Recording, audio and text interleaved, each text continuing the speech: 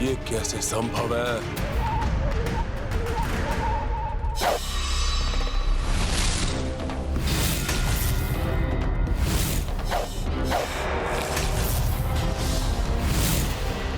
मेरे शीश पुनः मेरे देह से जुड़ क्यों नहीं रहे हैं?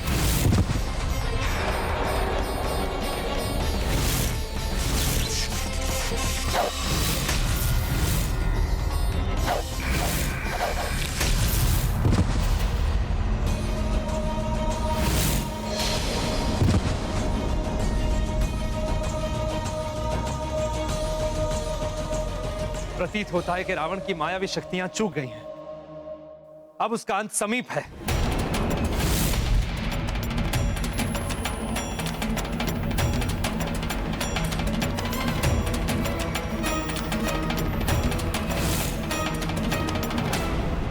ये कैसे हो सकता है? क्यों हो रहा है ये सब? मेरा शीश मेरे धड़ से अलग होकर पुनः क्यों नहीं लौट रहे?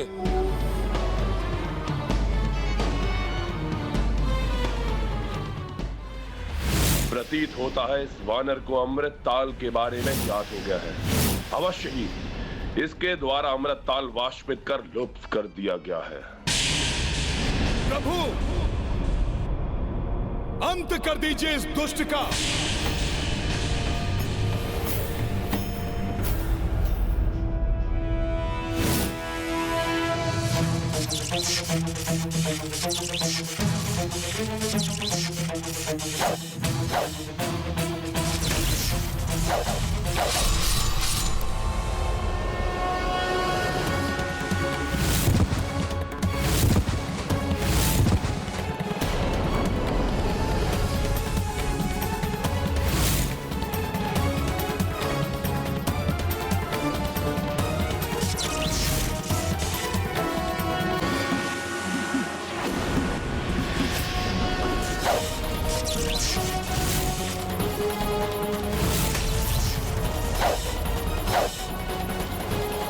तुम नहीं अच्छा।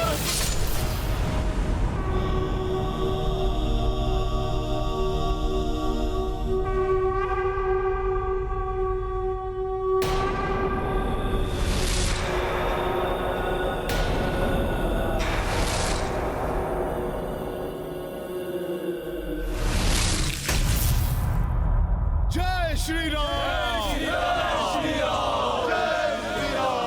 प्रभु श्री राम की, प्रभु श्री राम की, प्रभु श्री राम की, प्रभु श्री राम की। क्रोध लंकेश।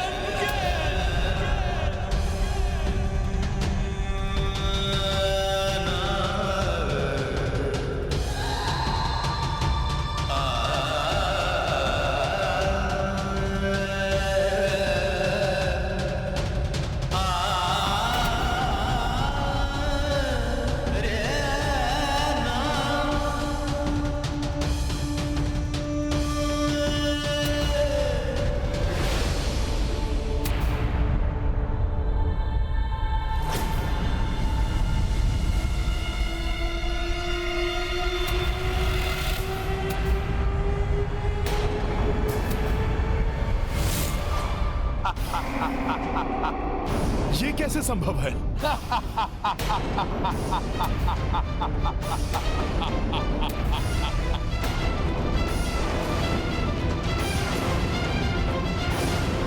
वनवासी, कहीं तुम्हारा यह भ्रम तो नहीं था इतनी सहजता के साथ तुम इस लंकेश रावण का वध कर लोगे? अब तो टूट गया ना तुम्हारा यह भ्रम।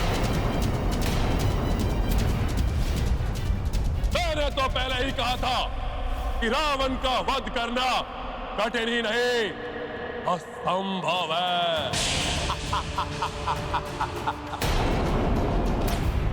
विभीषण जी, आप ही बताइए, ये कैसे संभव है?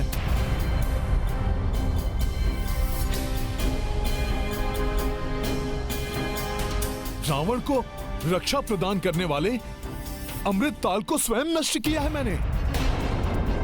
उसमें जल की एक बूंद भी मैंने शेष नहीं रहने दी, परंतु यह फिर भी पुनर्जीवित हो गया। इसका तो अब तक अंत हो जाना चाहिए था।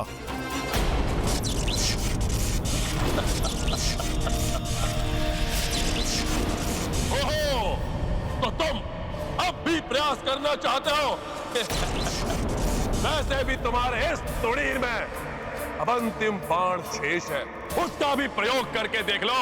धर्म युद्ध करने वालों के तुणीर कभी बाण विहीन नहीं होते, महाज्ञानी रावण।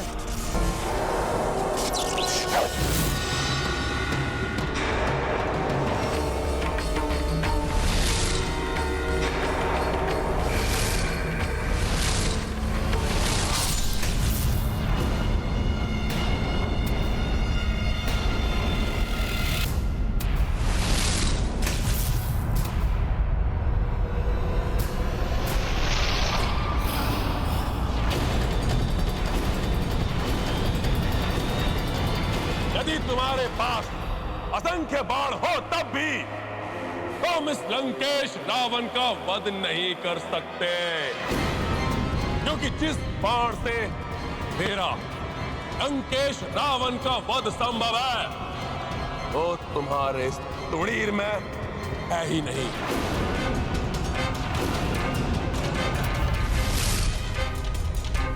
भ्राता लंकेश का इतना महत्वपूर्ण रहस्य मैं भूल कैसे गया? विभीषण जी, कैसा रहस्य? मैं प्रभु श्री राम को बताना भूल गया कि भ्राता लंकेश की मृत्यु का बाण स्वयं उनके पास ही है, जिसको प्राप्त किए बिना उनका वध असंभव है। वनवासी, चेष्टा करते रहो। रावण का मृत्यु बाण, वो उसे कैसे प्राप्त हुआ? और मुझे कहां मिलेगा वो बाण?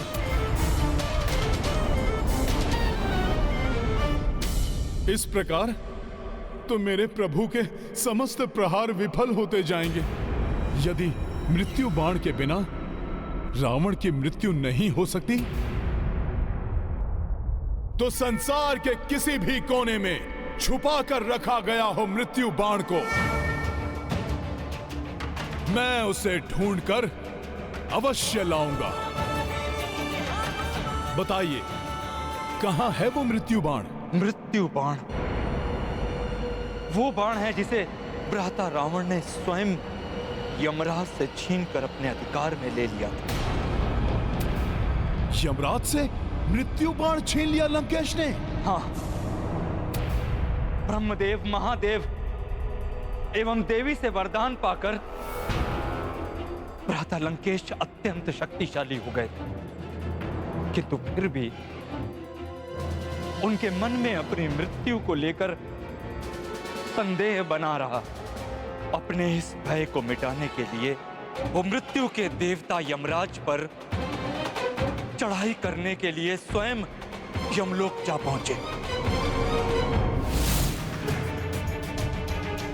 उस रात्रि भ्राता लंकेश की उग्रता अपने चरम पर थी। भ्राता इतने प्रचंड थे कि यमलोक के जो भी सैनिक उनका मार्ग रोकने के लिए आए, उन्होंने एकाकी क्षण भर में उन सब का विध्वंस कर डाला। रोको कोई दुष्ट को! और मार्ग की समस्त बाधाओं को समाप्त करते हुए जब भ्राता लंकेश यमलोक में प्रवेश कर गए, तो स्वयं यमराज उनका सामना करने के लिए उनके समक्ष आ गए। दोनों के मध्य महासंग्राम छिड़ गया।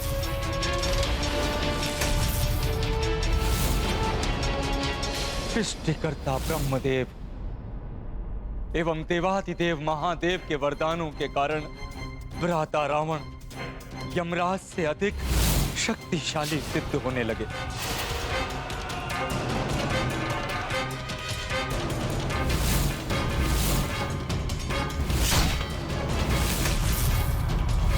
और यमराज को संभलने का अवसर ही नहीं दिया भ्राता रावण ने, और विवश होकर यमराज को अपनी पराजय स्वीकार करनी पड़ी। मृत्यु के देवता यमराज, अब मात्र दो ही विकल्प है तुम्हारे समक्ष। या तो मेरी मृत्यु का बाण मुझे सौंप दो, या स्वयं मृत्यु के लिए प्रस्तुत हो जाओ। यमराज के समक्ष पराजय को स्वीकार करने के अतिरिक्त और कोई विकल्प बचा ही नहीं था। के अतिरिक्त और कोई विकल्प बचा ही नहीं था। अतः विवश होके उन्हें भ्राता लंकेश के मृत्यु बाण का आवाहन करना पड़ा।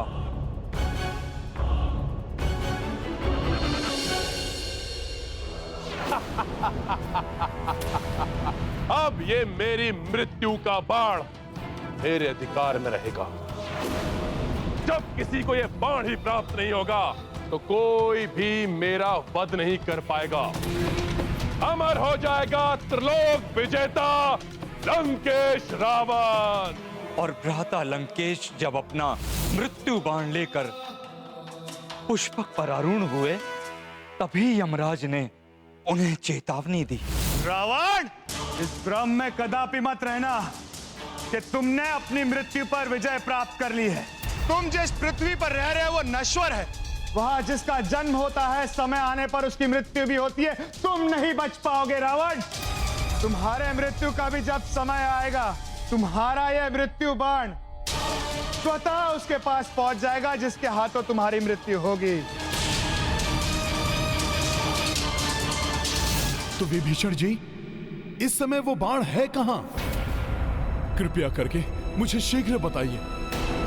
मैं किसी भी मूल्य पर उस बाण को लेकर आऊंगा। ये तो स्वयं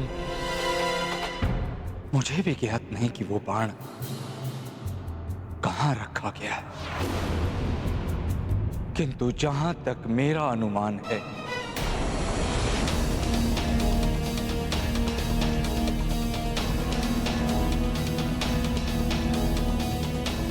ये मैं क्या कर रहा हूं?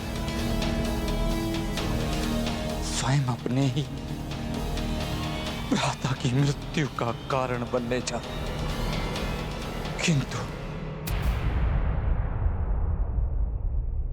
धर्म के मार्ग पर चलने के लिए मुझे यह बलिदान देना होगा। भाभी मंदोदरी को इसके विषय में अवश्य ज्ञान होगा। महारानी मंदोदरी? किंतु स्मरण रहे हनुमान, भाभी पतिव्रता स्त्री है, इसलिए उनसे मृत्यु बाण के विषय में पूछना निरर्थक ही होगा। कोई भी पत्नी ऐसा कार्य नहीं करेगी जो उसके पति के लिए अहितकर हो। यही नारी धर्म है। किंतु रावण का मृत्यु बाण प्राप्त करने के लिए मैं उसके महल में जाऊंगा, भले ही इसके लिए मुझे कुछ भी करना पड़े। वैसे भी एक समय मैंने महारानी मंदोदरी से एक वचन लिया था जो उन्हें पूरा करना है। यदि आवश्यकता पड़ी तो मैं उस वचन का आश्रय भी लूंगा।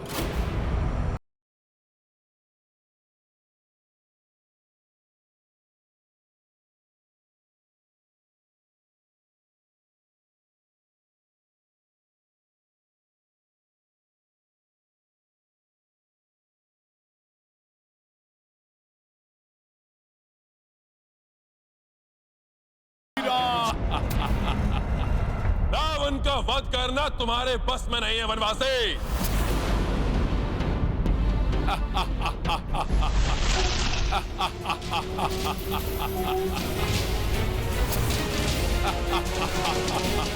विचित्र वरदान प्राप्त है इस असुर को।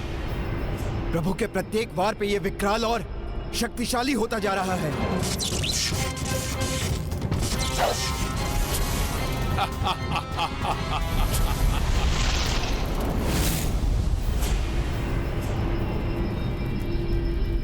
स्वामी लंकेश की शक्ति बढ़ने के साथ साथ मेरे हृदय का कंपन भी बढ़ रहा है। न जाने क्या होने वाला है आज।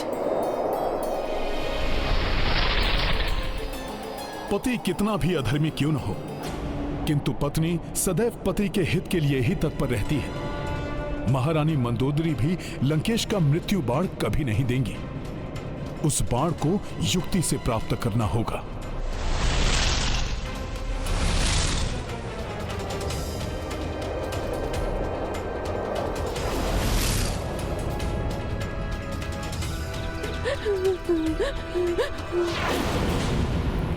ये दासियां बहुत चिंतित दिखाई दे रही हैं। ये युद्ध एवं रावण की मृत्यु के अतिरिक्त अन्य कोई चिंता हो ही नहीं सकती इन्हें।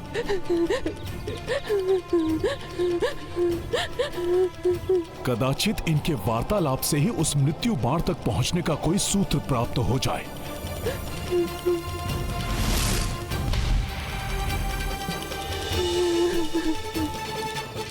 जब से युद्ध आरंभ हुआ है, मेरे पुत्र के विषय में भी कुछ ज्ञात नहीं हो सका। कौन जाने कि वो जीवित भी है या नहीं। मेरे भी 2 पुत्र थे। युद्ध आरंभ होने के पश्चात उनके बारे में कुछ ज्ञात नहीं हो पा रहा है। पता नहीं क्या होगा उनका। मुझे तो हम सबका भविष्य अंधकार में दिखाई दे रहा है। सब भविष्य के लिए चिंतित हैं। तो विभीषण जी, इस समय वो मृत्यु बाण है कहाँ? भाभी मंदोदरी को इसके विषय में अवश्य ज्ञान होगा। रावण का मृत्यु बाण प्राप्त करने के लिए मैं उसके महल में जाऊंगा, भले ही इसके लिए मुझे कुछ भी करना पड़े। प्रभु श्री राम के काज के लिए मुझे स्वांग रचना पड़ेगा।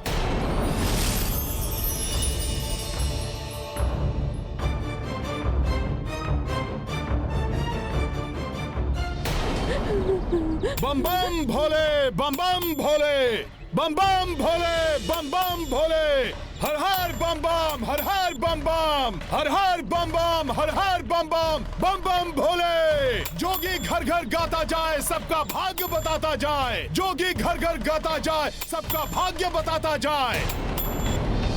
बम बम भोले, बम बम भोले। अरे देखो, कोई जोगी आ रहा है। बम बम भोले, बम बम भोले। हाँ, बड़े ही पहुंचे हुए जोगी लग रहे हैं ये। भूत भविष्य को देखे जोगी, जोगी से कुछ छुप ना पाए।